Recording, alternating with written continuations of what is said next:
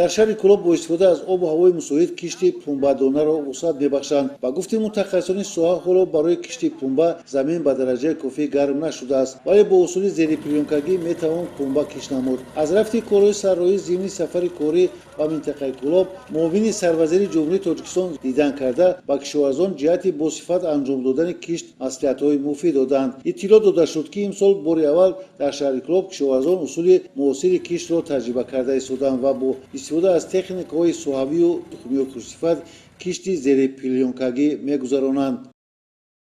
موافق دونما نقشه پخته ما 2995 گکتار است.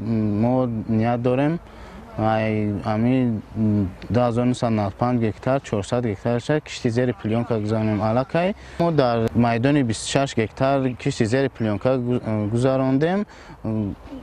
کارها در این سمت ادامه دارد. با اطلاعی ریاست کشاورزی شهر کلوب سالهای قبلی کشتی پنبه از 10 تا 15 اپریل وابسته به آب و هوا گذرانده میشد و امسال باشد این تدبیر یک ماه پیش آغاز گردیده است. در خواجگی به نام سفرعلی ظریفов میدان کشتی زیر پیلانکگی پنبه‌دانه را روز به روز وسیع نموده ایستادند. در کооператив تجارتی سفرعلی ظریفов 37 گکتار زمین آبی می باشد. از آن نیت داریم که در 28 گکتارش کشتی پخته را برآوریم. سال مقصد گذاشتیم که در 7 گکتارش کشتی زیر پلیونکگی گذرانیم، در باقی مانده کشتی عنعنوی.